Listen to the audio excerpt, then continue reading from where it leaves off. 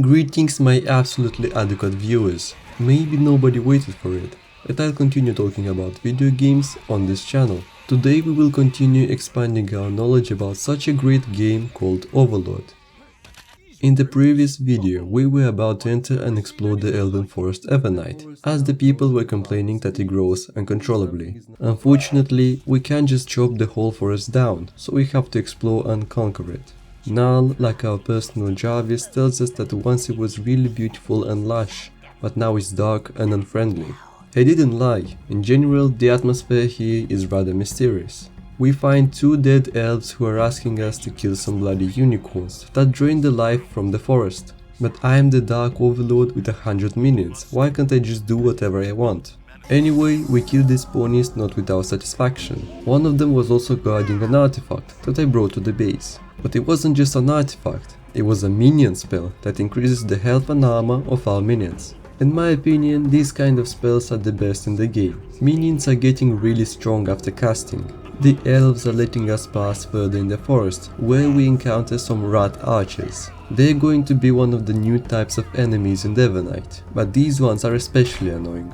Another dead elf tells us what happened in the forest. Briefly, the another hero called Oberon Greenhaze lost his taste of battle after his last adventure and went to sleep. However, he slept so strong that when the dwarves began invading his lands, he couldn't wake up to fight.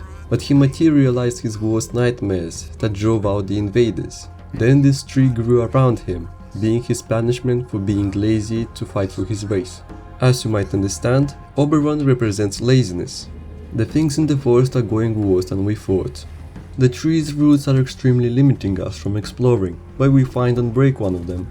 It causes Oberon's shield to weaken a bit. That's exactly what we need, because we would have to chop the way through him to get access to the dwarves. The wolves are the next ones who need to be conquered because they hold lots of riches from that invasion and because why not? However, in order to do that we have to destroy 5 more roosts that are all spread across the forest. Further, we meet green minions, who found their lair nearby in the swamps. We need to find them as they have resistance to poisonous plants in the forest that block our way to all the other routes. But in order to find them, we need to go across the whole swamp that is thankfully not infested with those kind of plants. Let's say that our evil magnificence is lucky. Near their lair I also found a mana disc that gives one more mana section we can use to cast more spells. Better than nothing, to be honest. Inside the caves we learned that greens can also destroy those plants and that they are ninjas in the Overlord universe. They are stealthy, jump on the back of our enemies and deal a good damage. We also get green life force, allowing us to summon green minions. But here's the point at which I have to confess. I forgot to tell you in my previous video that each minion requires his own life force to be summoned.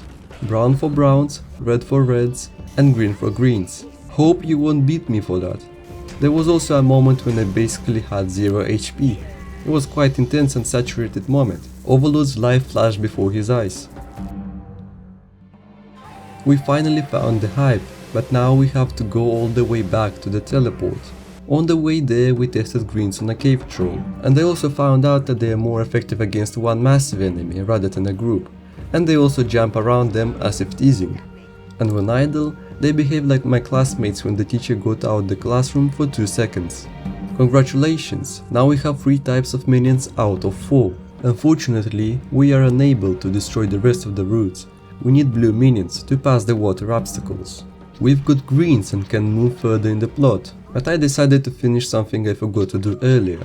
Let's check what did halflings hid on the hill. Just look, it's a smelter. We will be able to forge and upgrade our Overlord's equipment. But when trying to bring it to the teleport, there came the guardians of it. These fat peasants have closed the gates, leaving us to fight this half horde by ourselves. We don't have to get used to it, but it's a betrayal. Apparently humans are the worst race in the game. We kill all the halflings for the last time and retrieve the smelter that is actually ours. Now we can forge armor and weapons for the Overlord.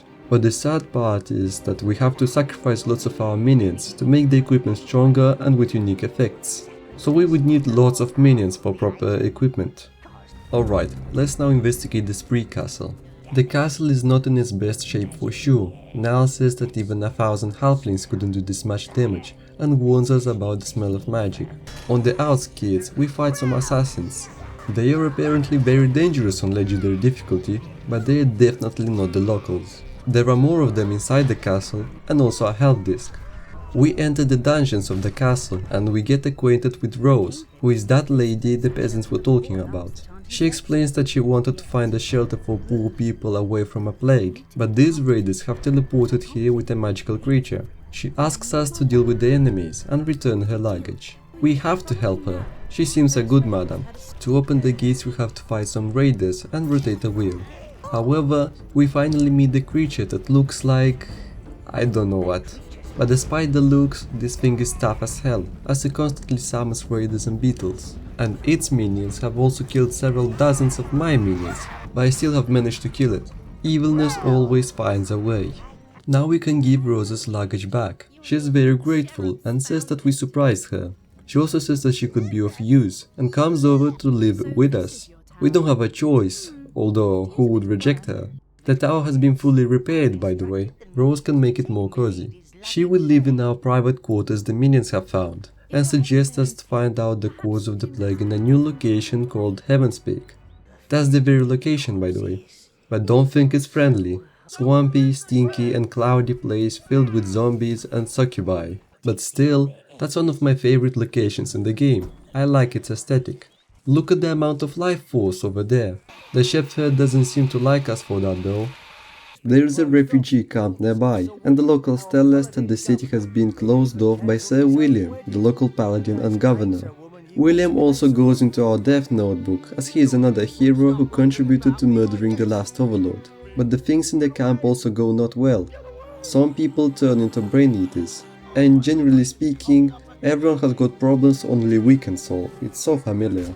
However, the scouting in the camp was still useful. A guy tells us that the only entrance in the city is through the sewerage, but the way there and the very location is filled with water, so we need blue minions. Good thing the LA is nearby. Bad thing is that the way there is infested with zombies and a succubus, and the entrance is blocked by poison. That's why I got greens first. I am strategic, you know. We enter the caves and are immediately shown what blues are capable of. They can resurrect dead minions, breathe underwater, and damage magic things, like the dead elves, but are also physically weak, so we don't let them fight too much. In order to retrieve their hive, we have to complete several puzzles and kill an overgrown newt, and that's it. However, the atmosphere kicks in from its best.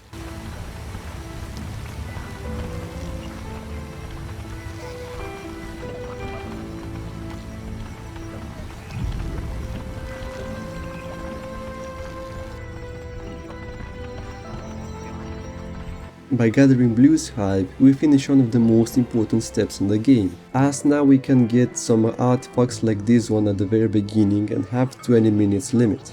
Also, now we can fully fight on arena, because I don't like my minions being slain, but now I can resurrect them.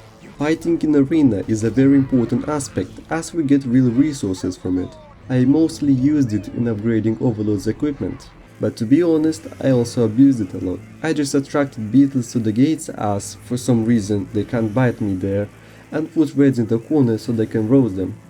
After a bit of fighting, I decided to go to the local cemetery to get another health disc. The game won't get easier, and there's no such term as extra health in my opinion. Ooh, an object. I like objects. Well, that's it. I've done most of my preparations, and now we can move the plot further. But our next steps you're going to see in the next video, fellas. I hope you've enjoyed spending your time watching my video.